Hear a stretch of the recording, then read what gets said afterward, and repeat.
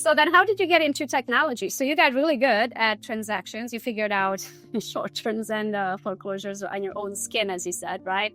But how did you pivot from that after you became the number one agent? No one's qualified ever when they start. What I saw happening in 2012 was Dodd-Frank, CFPB, ability to pay. And I saw that the way people borrowed money to invest in residential real estate was going to change dramatically. And one of these, hindsight is 2020, I was very right. We started a hard money lending business because like you could no longer walk into a local community bank and borrow money on an asset-based valuation, meaning it had to, like Gogo's monthly income had to cover the debt, at a 45% ratio versus like if you're flipping 3 high-end homes and you have them at 50% LTV, like a bank could no longer do that loan. So we started into a hard money lending business. And then while we were building the lending platform, we needed public record data. We couldn't find it. We actually competed in a hackathon, again, all kind of accidental.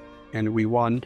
And the judges, they said, hey, what you built is pretty cool. You should turn it into a product. And we had no intent of creating Remine. It was a complete accident. And then they invited us back 3 months later, say, hey, why don't you present to a bunch of MLSs? And we presented, and they're like, hey, if you actually build this into a product, we'll be a customer. And we built Remine. But nothing happens overnight. Everything's sequential. There's a ton of imposter syndrome at all levels. I think that's the part where people get stuck. It's like they see a finished product and they just don't realize there's a ton of struggles. There's a ton of failure. Oh, yeah.